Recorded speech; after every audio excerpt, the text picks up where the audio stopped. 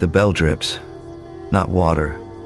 Never just water, but the slow exhalation of a god who forgot how to breathe. Each drop strikes bronze, shudders through the stone floor, and vibrates up my spine like a whispered name I once knew, but buried beneath layers of coffee-stained case files and the hollow hum of fluorescent lights in interrogation rooms. My fingers still smell of burnt flaxseed oil, thick as tar, bitter as confession, and when I touch the altar, it doesn't just cool me. It remembers. I didn't plan to come here.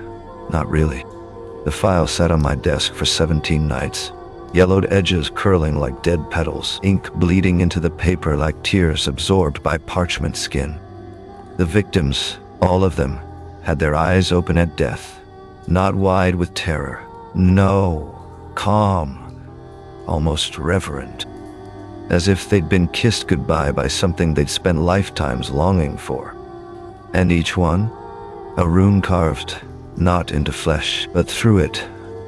7 concentric circles pressed beneath the left scapula, and as though someone had traced the outline of a soul trying to escape its cage. I followed the scent, oil and salt, and something sweeter, like the last breath of a child who'd stopped crying because she finally understood. And now I'm here, in this chapel that wasn't built by hands, but willed into existence by desperation. The arches still hum when I pass beneath them, not with sound, but with pressure, like the air itself has learned to pray. My shadow stumbles across glyphs carved into obsidian pillars, not carved, grown, as if the stone had bled and hardened mid-scream.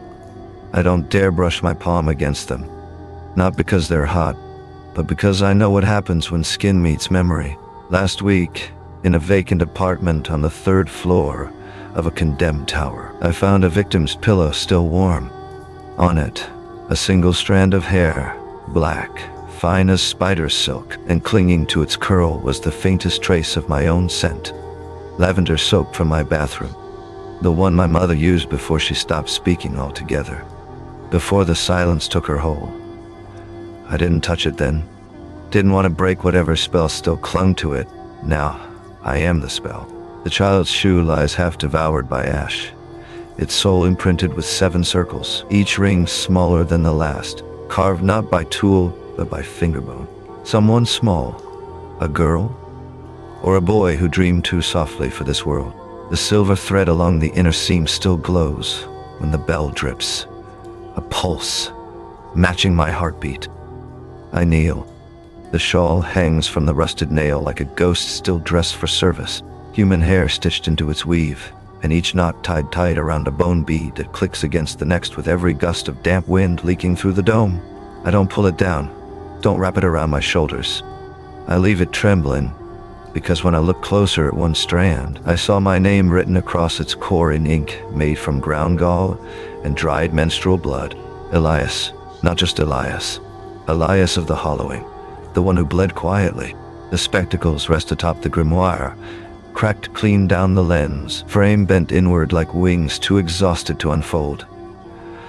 I know those glasses, not from any photo, not from any suspect profile. From inside my dreams, she wore them when she kissed me for the first time, not on the lips, but at the temple, while I slept, while I lay naked and open beneath a sky stitched with falling stars, her tongue tracing the ridge above my eyebrow, as if reading Braille written in divine ink. The kiss didn't linger, it unraveled.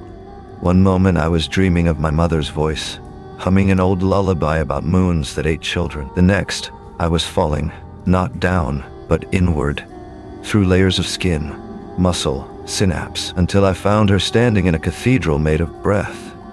She didn't speak then. Not with words.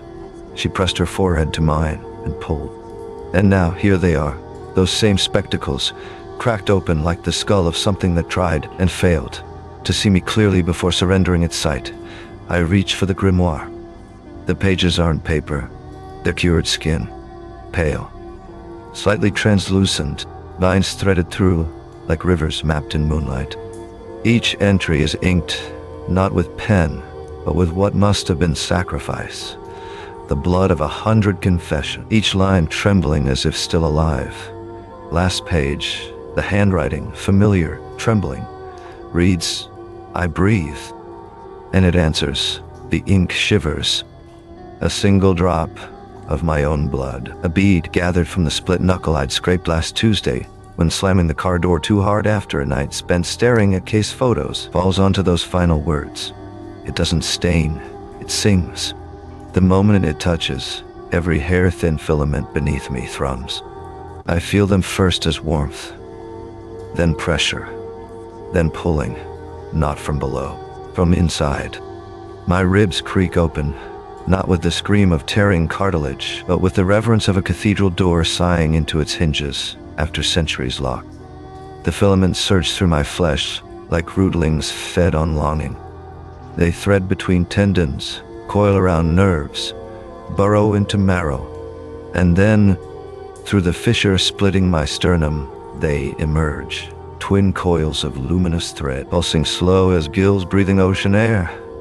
Each filament hums with a name. Isolde, Vas, Mira, Janet, you. The names don't echo. They inhabit me. I taste their last breaths in the back of my throat. The salt-sweet tang of tears swallowed just before death, and the metallic whisper of fear dissolved into peace. My mother's lullaby rises again, not as memory, but as texture against my tongue. The scent of rain on her skin, the day before she vanished, is now stitched into the inside of my lungs. I don't scream. I never do. That was always the trap. I bled quiet. I thought it meant strength. Turns out, it made me delicious. Above me, suspended in midair, as if gravity had bowed to her will, she is no longer woman but architecture. Translucent skin, blue veins, mapping a celestial circuitry. Bare feet hovering inches above the altar, still wet from the last bell drop. Her arms stretch wide like a crucifixion without nails. And beneath her, the lattice. Thousands of filaments, each one snaked through the final breath of every victim she ever kissed, now fused to her spine, feeding upward into her core. She is not performing the ritual. She is it. And I'm the lock. The bell stops, not because it ran out of water, because it was done. The silence that follows isn't empty. It's full with weight, with presence. 1,000 breaths exhale at once. The chapel, the shawl, the spectacles, even the wooden bird balanced on the severed hand. Its hollow eyes suddenly alive, trembling not from wind but from recognition. I press my palm flat against the altar stone. The moment I do, click. The child's shoe beneath me roots deep into stone. A pulse, then another. And then the bird flutters. Not a flutter of wings, but of resonance. A vibration that fractures every mirror in the chapel, not shattering them, but unmaking their reflections. For one suspended heartbeat, I see not my own face, but hers. Hers as child, as priestess, as predator, as lover, and behind her, stretching into infinity, a corridor lined with sleeping men. Each one, a detective. Each one, wearing her kiss like a birthmark. Each one, dreaming of me. I whisper, I remember now. And she opens her eyes, no pupils, just light. Not reflecting, but emitting, the filaments tighten. My sternum splits wider, and from within the wound, still warm, still bleeding memory, I feel it. Not pain, but recognition, a hunger satisfied, a covenant fulfilled. She was never my guide, she was my gate. I reached for her in sleep, not to save myself, but because I could no longer bear the silence after she'd left. And now she is here, not beside me, inside me. The wound breathes. Each inhale pulls her deeper into my marrow. Each exhale releases a name into the dark. Thank you. The voice doesn't come from her lips. It vibrates inside my inner ear, pressed against bone like scripture carved by divine teeth. Not spoken, installed, and then light dies, not with explosion or fade, but as if the ceiling had simply forgotten to hold it up. Darkness spills into the chapel, not empty, not cold, but thick as holy oil. I remain kneeling before the altar now fused to my spine by filaments grown from grief and grace. The child's shoe is rooted deep, silver thread now woven into stone like lace around a tomb. The shawl still trembles. The spectacles gleam with reflected starlight that no longer comes from above. Only the bell remains, still dripping. One drop, another, each one striking bronze and each one echoing. Not a prayer anymore. A promise.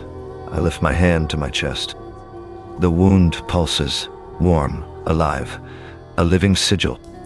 I press 2 fingers into it, and for the first time since I was born, my blood doesn't just flow, it sings, and in that song I hear them all.